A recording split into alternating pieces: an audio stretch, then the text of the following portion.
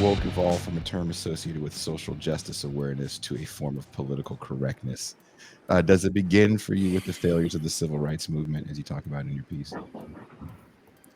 Well, I think more importantly than how the term becomes, comes into use, is what the term signifies. And I think what the term signifies, as I laid out in that article, is like, it's a kind of self-consciously left oppositional culture that is very concerned with identity politics, but also very wrapped up with like the therapeutic turn and psychology, and it politicizes drawing. I mean, it's an echo, a reverberation from the new left, right? You get the American left is attacked. I mean, the class-based American left that emerges out of the labor struggles of the first half of the 20th century is really hammered hard by Taft-Hartley, which limits what organized labor can do, but it also limiting stuff like secondary boycotts and sympathy strikes.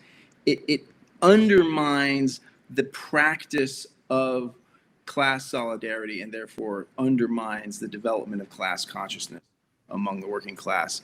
And so that's like the first blow. There is at the same time a concern in the foreign policy realm, particularly in Europe, among the American occupiers, with the problem of a strong European left. And there are direct attacks on the Italian and the French Communist parties that are very powerful and did a lot to fight fascism, and so had, through their own efforts, had a lot of credibility with the people in those countries. And then also because of their association with the Soviet Union, which did, despite its, many problems, basically won the war, saved the world from fascism, because it, 8 out of 10 German soldiers died fighting on the Eastern Front. 20 million Russians died in that war, right? And so like the vast amount of the suffering of that, and the labor of all that fighting against Nazism was done by the Soviet Union. So a lot of people in Europe looked kindly towards socialism and the Soviet Union. And the European occupiers realized that they could not simply stamp out the left and turn all of these European kind of politicized workers, and particularly also the intelligentsia. I mean, they used repression and corruption against the Communist Party, worked with, former fascists and the mafia to use violence against the French and Italian Communist parties and beat them at elections and possibly steal elections. But what they realized was that they were going to have to make an accommodation with the left. And so they sought, this is the military occupiers in the late 40s, they sought to cultivate a non-communist left in Europe, right? And that was the term of art that developed in the State Department and the CIA in the late 40s and through the 50s, the idea of the non-communist left, the compatible left. And this is dealt with in Francis Saunders' book, The Cultural Cold War, which I often bring up in interviews, and The Mighty Wurlitzer by, I was spacing this guy's name, Hugh, I forget, whatever. Look up The Mighty Wurlitzer. And this is about like cultivating a left that was at least anti-communist, and there was the use of culture was very important to that. The European leftists would challenge the American occupiers and say, well, why should we listen to you? Like, you don't let black people drink from the same water fountains as white people in America. Like, what makes you guys so great? And the explanation, well, that's like, we have American federalism and that's Alabama. That's not Massachusetts. Like, that's, lost some people. So they realized, okay, we can't win these arguments. Let's bring in jazz bands, and modern art, and like try and make America at least seem cool, which they did. And so, that's I think a deep taproot of what becomes woke. This idea of like elite cultivation of the kind of left that they can live with. And this logic goes back, in fact, to Federalist 10, Madison's Federalist 10, in which he says, look, he's speaking to elites who are concerned that the new constitution, which allows potentially everyone to have a vote, right? There are no federal restrictions based on race or gender or property qualifications for either holding office or voting. States were imposing all of those at the time. But a lot of elites were like, well, wait a minute, you're going to give potentially like everyone the vote? Like, what's to stop them from voting themselves into power and taking all our money? And Madison's answer was, you have to have faith in the fact that there's always naturally arising in society faction, divisions, right? Different interests. And he says, the danger of political democracy turning into economic democracy only occurs if the vast majority of people who do not own property come together in a single faction and then use political democracy.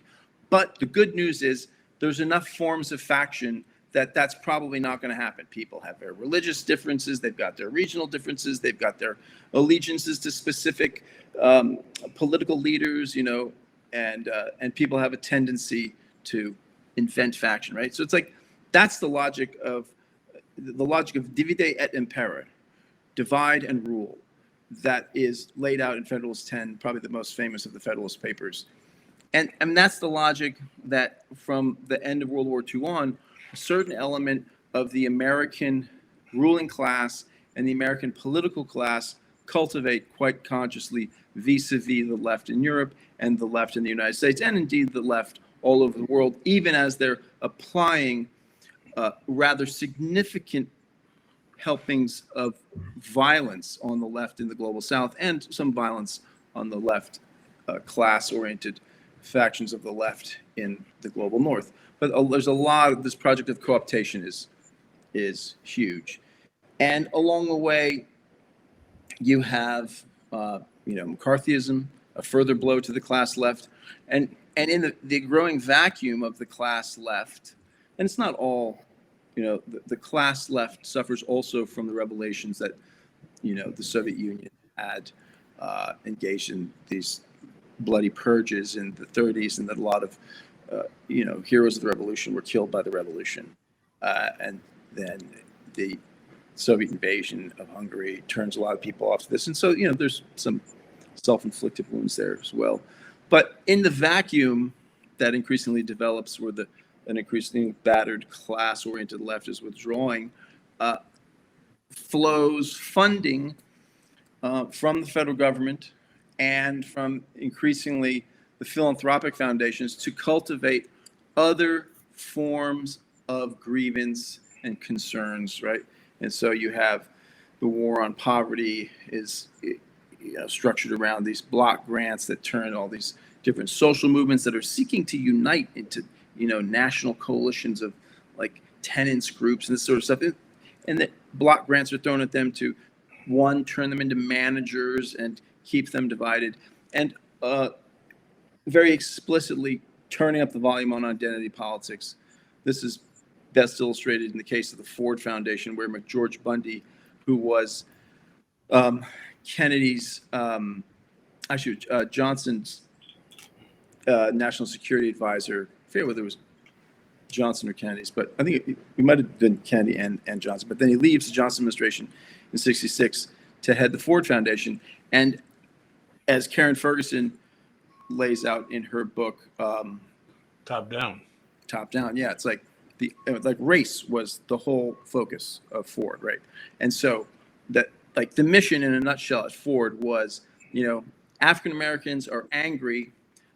They are, the civil rights movement successfully ended de jure segregation, and now people are moving towards class questions, even though, King is soon killed when trying to basically transition the civil rights movement, which was victorious with the, the Voting Rights Act and the Civil Rights Act, into a poor people's movement.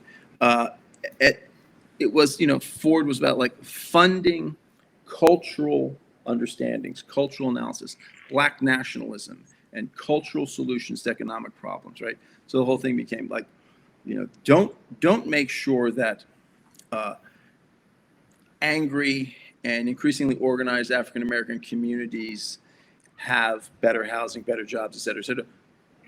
Make sure they have funding for arts movements that will make Black people feel good about themselves and along the way, make that the issue. Like, how do you feel about yourself, rather than like, what about these landlords, and what about the material conditions?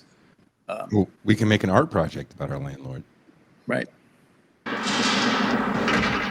A poetry festival. Tyrone Green is this year's winner.